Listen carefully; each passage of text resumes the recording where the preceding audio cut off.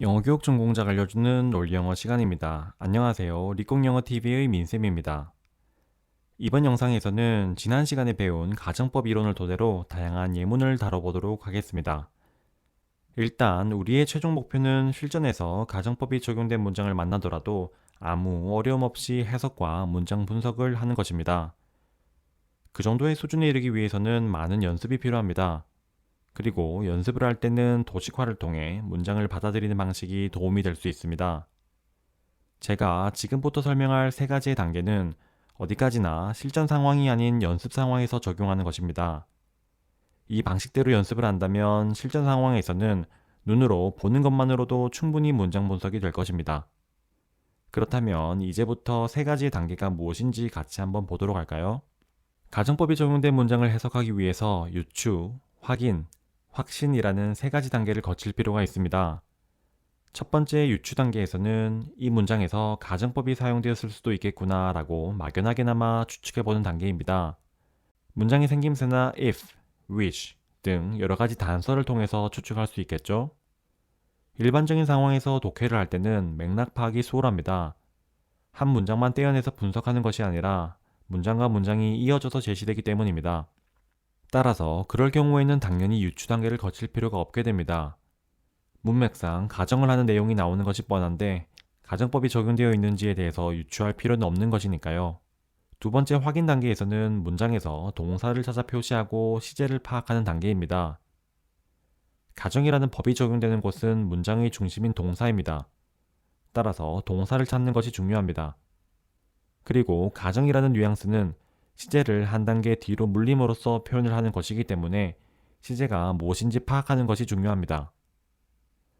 마지막으로 확신 단계에서는 가정이라는 뉘앙스를 붙여서 해석해보며 가정법이 적용된 것이 맞다는 것에 확신을 갖는 단계입니다. 유추와 확인 단계를 거치며 가정법이라고 확신을 했는데 가정이라는 뉘앙스를 붙여서 해석해보니 해석이 안 되거나 그런 뉘앙스가 전혀 붙지 않는다면 그 문장은 가정법이 적용된 문장이 아닐 수 있습니다. 그러므로 마지막 확신 단계도 유추와 확인 단계만큼이나 중요합니다. 정리하자면 가정법이 적용된 문장을 해석할 때 유추, 확인, 확신이라는 세 단계를 거치는데 상황에 따라서 유추의 단계가 생략될 수 있으며 중요한 것은 단계의 순서를 지키는 것이 아니라 의식적으로 각 단계를 자연스럽게 거치도록 연습을 하는 것입니다. 그렇게 연습을 하다 보면 나중에는 자동화가 되어서 보는 것만으로도 자연스럽게 가정법이 적용된 문장을 분석할 수 있게 됩니다. 자, 그럼 설명은 여기까지 하고 바로 예문을 보겠습니다.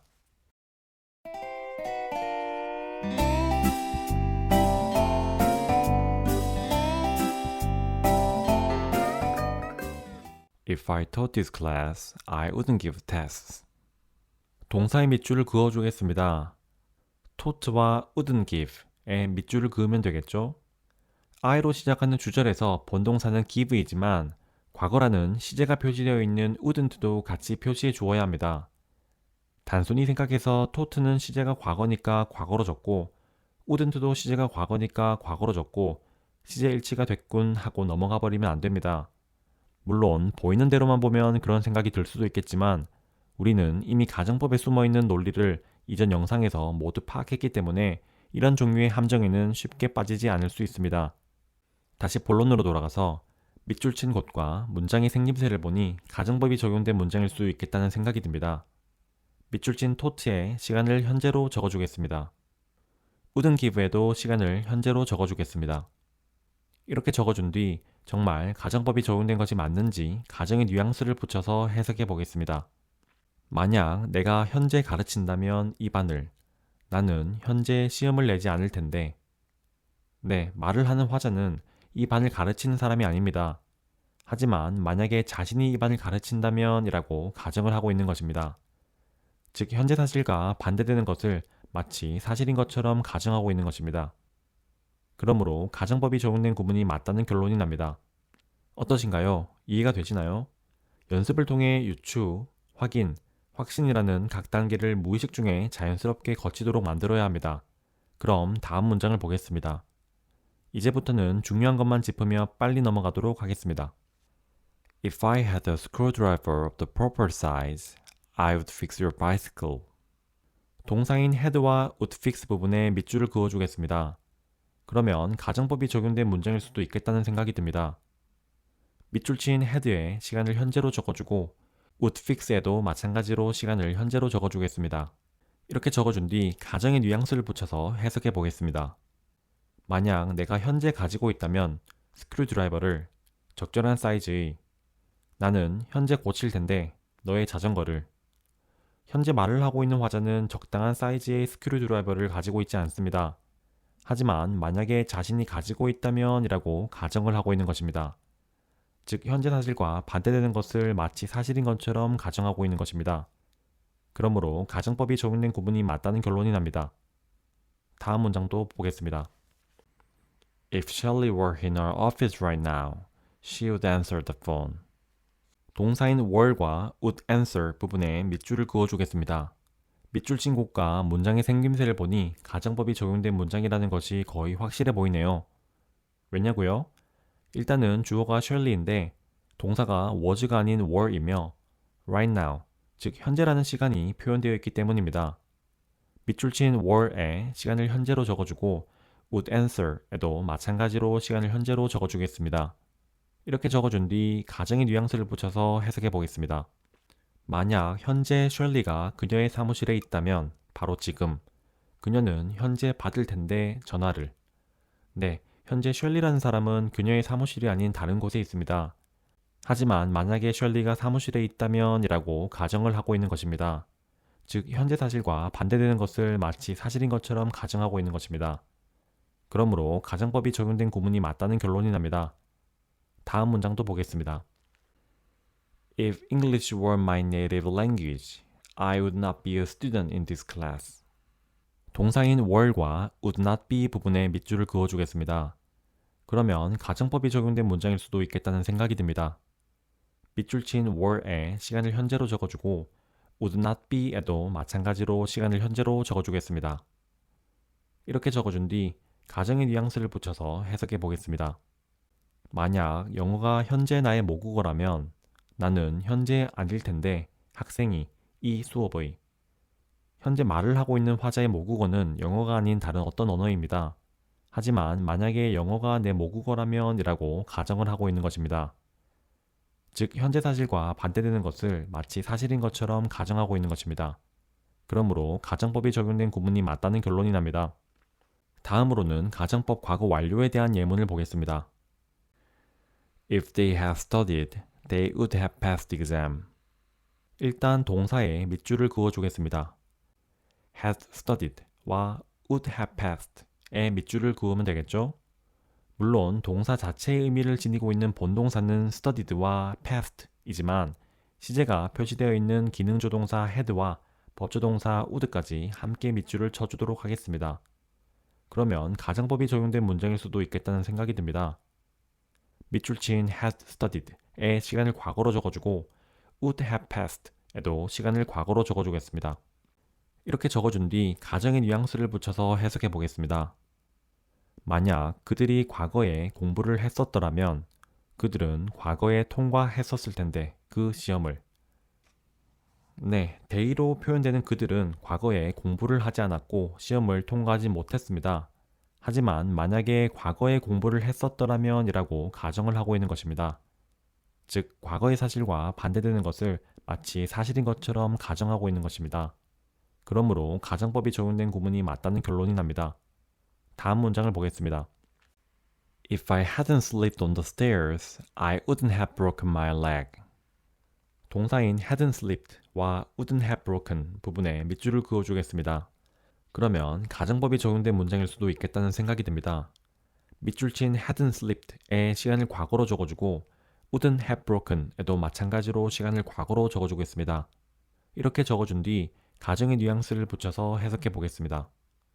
만약 내가 과거에 넘어지지 않았었다면 계단 위에서 나는 과거에 부러뜨리지 않았을 텐데 내 다리를 화자는 과거에 계단에서 넘어졌었고 그 때문에 다리가 부러졌었습니다.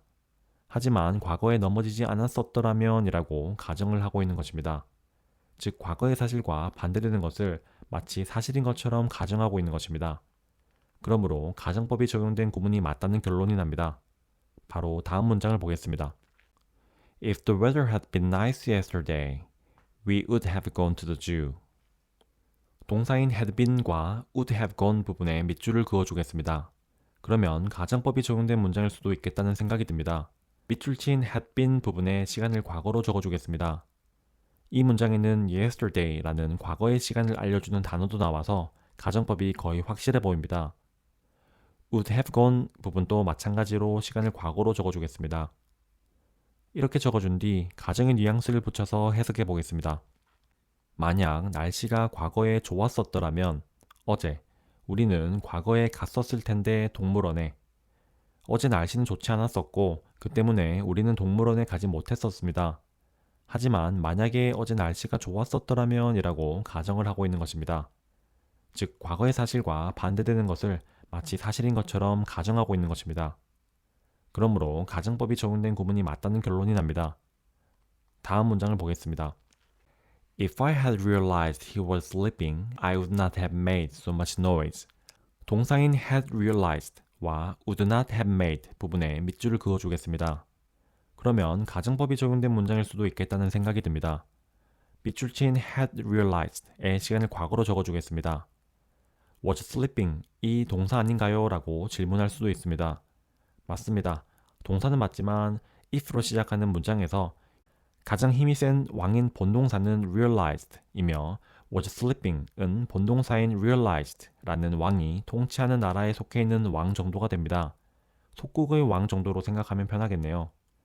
여기서 가정이라는 법이 적용되는 곳은 속국의 왕이 아니라 본국의 왕입니다. 따라서 realized 부분을 잘 봐야 합니다. would not have made에도 시간을 과거로 적어주겠습니다. 이렇게 적어준 뒤 가정의 뉘앙스를 붙여서 해석해 보겠습니다.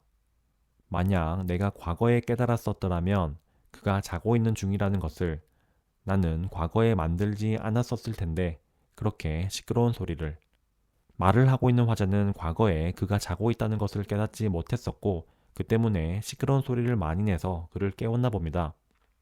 하지만 만약에 과거에 그가 자고 있음을 알았었더라면 이라고 가정을 하고 있는 것입니다.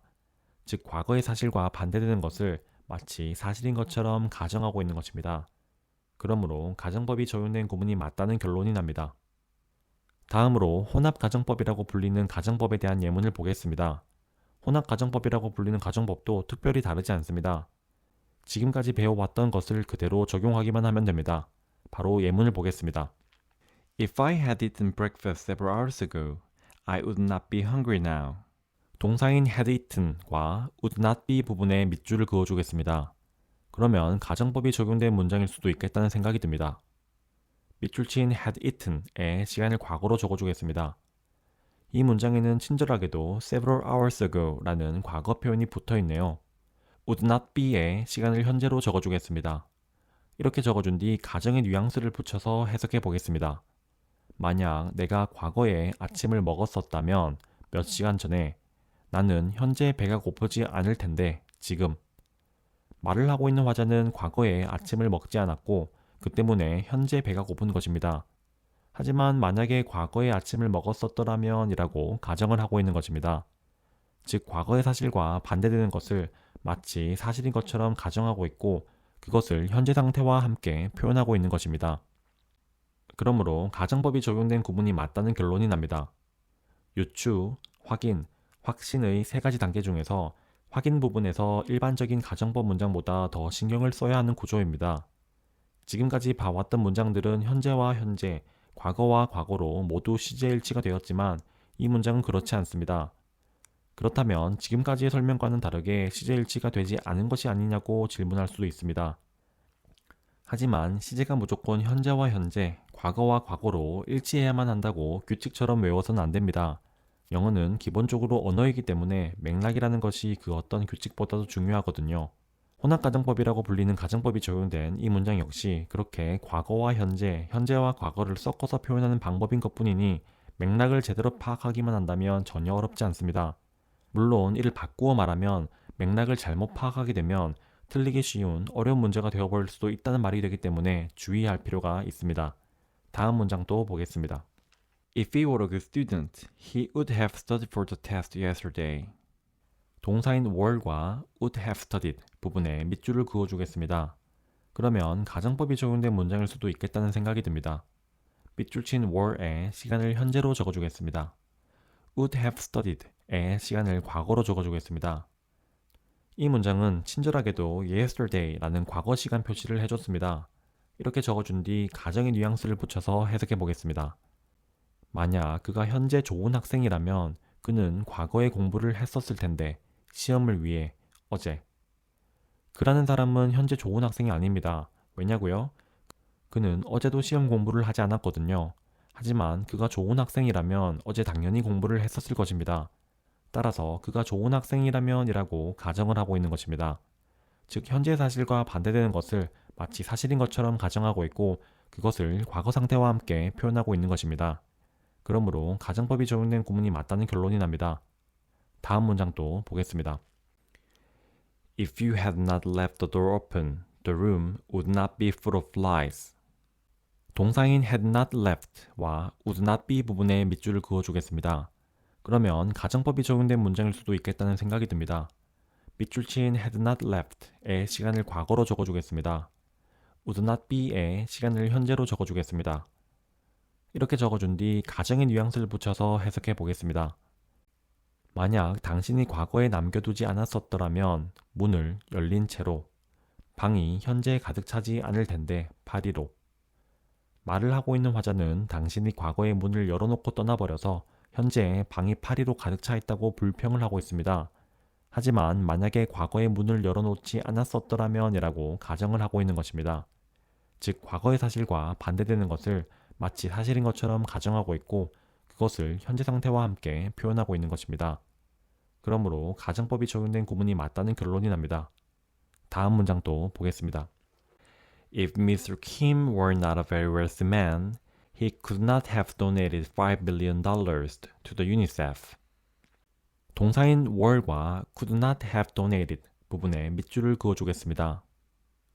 그러면 가정법이 적용된 문장일 수도 있겠다는 생각이 듭니다. 밑줄 친 were의 시간을 현재로 적어주겠습니다. could not have donated의 시간을 과거로 적어주겠습니다. 이렇게 적어준 뒤 가정의 뉘앙스를 붙여서 해석해 보겠습니다. 만약 킴 씨가 현재 아니라면 아주 부자가 그는 과거에 기부할 수 없었을 텐데 $500만 유니세프에. 네, 킴 씨는 현재 아주 부유한 사람입니다. 왜냐고요? 그는 과거에 $500만 유니세프에 기부했었거든요. 그가 부유한 사람이 아니라면 과거에 기부하지 못했었겠죠. 따라서 그가 부유한 사람이 아니라면 이라고 가정을 하고 있는 것입니다. 즉 현재의 사실과 반대되는 것을 마치 사실인 것처럼 가정하고 있고 그것을 과거 상태와 함께 표현하고 있는 것입니다. 그러므로 가정법이 적용된 구문이 맞다는 결론이 납니다. 다음으로 I wish 가정법이 적용된 예문을 살펴보도록 하겠습니다. I wish 가정법에도 똑같은 논리가 적용됩니다. I wish I knew French. 동사인 wish와 knew 부분에 밑줄을 그어주겠습니다. 그런데 이 문장에서 본동사 wish에 가정이라는 법이 적용된 것이 아닙니다. 가정법은 동사 knew 부분에만 적용됩니다. wish라는 단어와 문장의 생김새를 보니 가정법이 적용된 문장일 수도 있겠다는 생각이 듭니다. 밑줄 친 knew의 시간을 현재로 적어주겠습니다. 이렇게 적어준 뒤 가정의 뉘앙스를 붙여서 해석해 보겠습니다.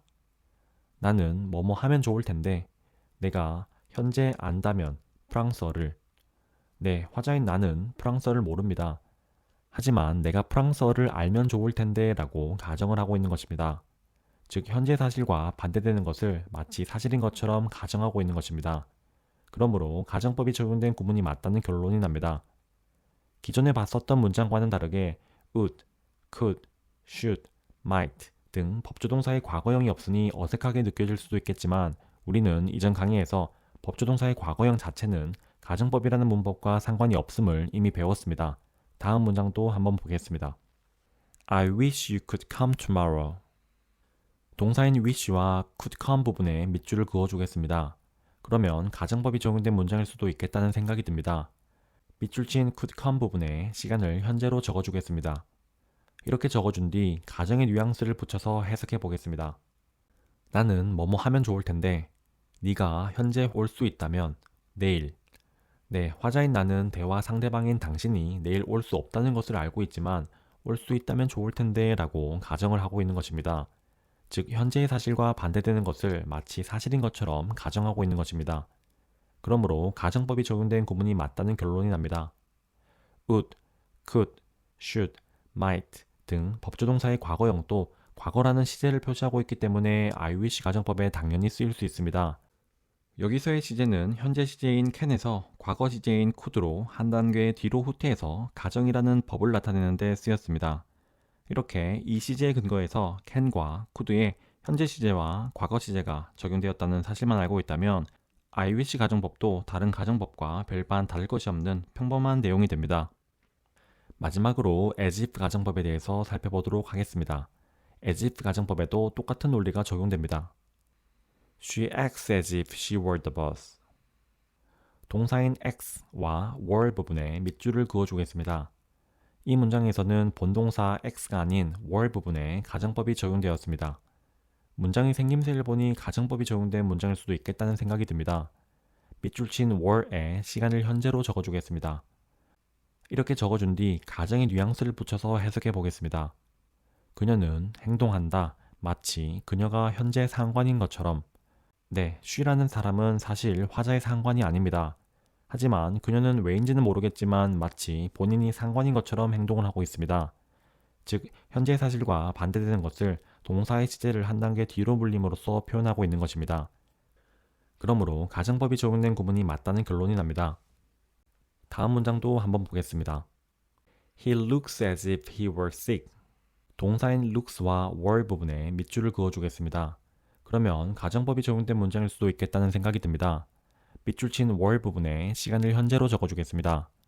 이렇게 적어준 뒤 가정의 뉘앙스를 붙여서 해석해 보겠습니다. 그는 뭐뭐처럼 보인다. 그가 현재 마치 아픈 것처럼. he라는 사람은 사실 아픈 상태가 아닙니다. 하지만 그는 왜인지는 모르겠지만 마치 아픈 것처럼 보입니다. 즉, 현재 사실과 반대되는 것을 동사의 시제를 한 단계 뒤로 물림으로써 표현하고 있는 것입니다. 그러므로 가정법이 적용된 구문이 맞다는 결론이 납니다. 자, 어떠신가요? 이번 강의에서는 다양한 가정법 예문을 다뤄보았습니다. 앞으로 만나게 될 다양한 가정법 문장들을 유추, 확인, 확신의 세 가지 단계를 거치며 받아들이신다면 어렵게 느낄 수 있는 가정법도 아주 손쉽게 정복하실 수 있으실 것입니다. 이번 강의는 여기까지입니다. 자, 그럼 복습 잘 하시고요. 다음 강의에서 만나 뵙도록 하겠습니다. 지금까지 리콩영어TV의 민쌤이었습니다. 감사합니다.